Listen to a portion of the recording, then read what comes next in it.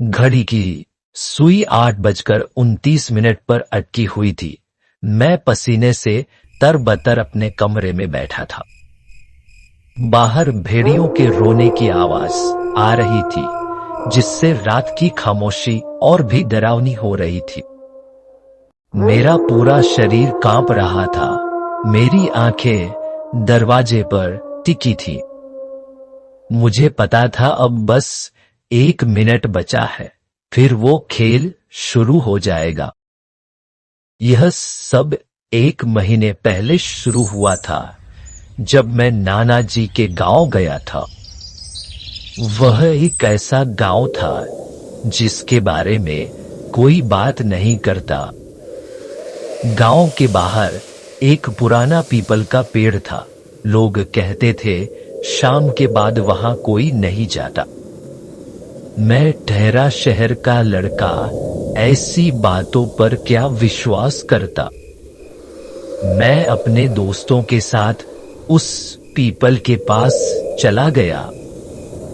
जैसे ही मैं पेड़ के पास पहुंचा, मेरे मन में अजीब सी बेचैनी होने लगी, लेकिन मैंने इसे नजरअंदाज कर दिया।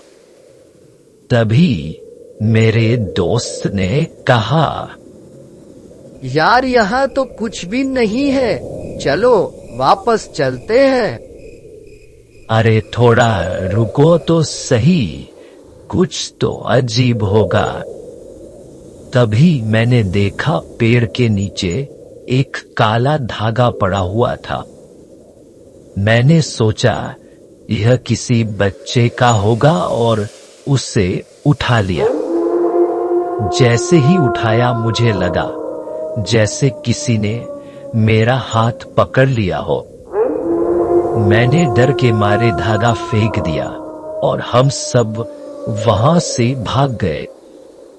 बेटा, यह क्या है तुम्हारे हाथ में?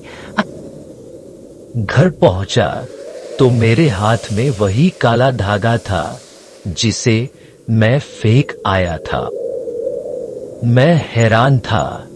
मैंने नानी को सब कुछ बता दिया। नानी का चेहरा डर से पीला पड़ गया। ये तुमने क्या कर दिया? यह तो वो धागा है जिससे शैतान का खेल खेला जाता। शैतान का खेल? यह क्या होता है? यह खेल रात 8:30 से 9 बजे तक चलता है। जो भी यह धागा उठाता है, शैतान उसकी आत्मा को बुलाता है। अगर तुम 9 बजे तक बच गए तो तुम जीत जाओगे। वरना क्या होगा नानी? वरना शैतान तुम्हारी आत्मा को हमेशा के लिए अपने पास रख लेगा। मैं बहुत डर गया, पर सोचा यह तो बस एक कहानी है। मैं अपने कमरे में जाकर बैठ गया। रात 8:30 पर मेरा दरवाजा अपने आप खुल गया। बाहर कोई नहीं था। एक ठंडी हवा का झोंका आया, जिससे मेरी रूह कांप उठी। मुझे लगा कोई मेरे साथ है। मैं चुपचाप कमरे में बैठा रहा। तभी मेरे कानों में एक अजीब सी आवाज आने लगी। एक और मौत का खेल शुरू। मैंने आंखें बंद कर ली और भगवान का नाम जपने लगा। रात के 8:40 हो चुके थे और मेरी हिम्मत जवाब दे रही थी। मैंने सोचा अगर मैं भाग जाऊं तो क्या होगा। मैं हिम्मत करके कमरे से बाहर निकला। घर के हर कोने में अंधेरा छाया हुआ था। मेरे गले से आवाज नहीं निकल रही थी। तभी एक शैतान नजर आया। उसने अपना हाथ मेरी तरफ बढ़ाया। मैंने डर के मारे आंखें बंद कर ली। जब आंखें खोली, वह गायब हो चुका था। मुझे लगा शायद यह मेरा वहम था। 8:45 हो चुके थे। अब सिर्फ 15 मिनट बचे थे। वही आवाज फिर से गूंज उठी। मेरे दिल की धड़कन तेज हो गई। अब मौत का खेल शुरू, कहाँ बच के जाओगे? मुझे लगा अब मैं नहीं बच पाऊंगा। मैं तेजी से अपने कमरे की ओर भागा। मैंने सोचा अगर 9 बजे तक अपने कमरे में छिपा रहूं तो बच जाऊंगा।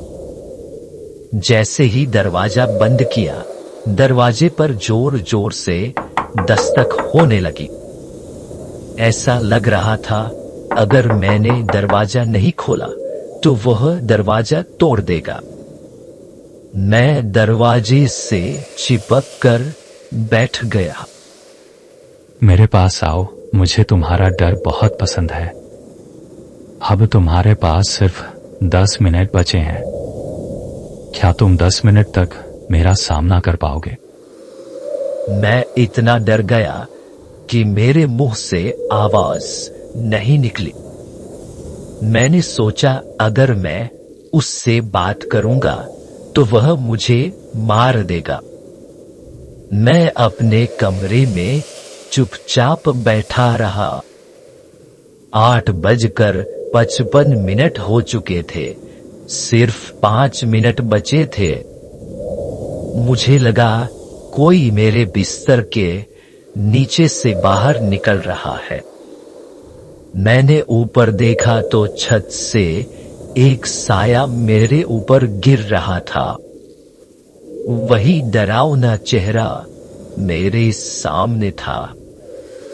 मैं तुम्हें बहुत पहले से देख रहा हूं। अब मैं तुम्हें अपने साथ ले जाऊंगा। नहीं, मुझे जाने दो। मुझे छोड़ दो, बस मुझे जाने दो। तभी मुझे नानी की बात याद आई। अगर तुम शैतान को हराना चाहते हो तो उससे बिना डरे बात करनी होगी। मैंने हिम्मत जुटाई और सीधा कहा, मैं तुमसे नहीं डरता। शैतान शैतान हंसने लगा। मैंने फिर से कहा, मैं तुमसे नहीं डरता। तुम मुझसे नहीं डरते, यह तो सबसे बड़ा झूठ है। हाँ, मैं तुमसे नहीं डरता। तुम मेरे साथ कुछ नहीं कर सकते। शैतान की सूरत बदलने लगी और वह धीमे धीमे गायब होने लगा। जैसे ही 9 बजे शैतान गायब हो गया और मैं कमरे में ही पड़ा रहा। मेरी नानी मेरे कमरे में आई और उन्होंने कहा, तुमने उसे हरा दिया। तुम बहुत बहादुर हो। मेरी आंखों में आंसू आ गए। मैंने फैसला किया कि अब कभी किसी डरावनी जगह पर नहीं जाऊंगा। आज भी जब घड़ी में 8 बजते हैं तो मेरे शरीर में डर पैदा हो जाता है और मुझे लगता है कि जैसे कोई मेरे आसपास है।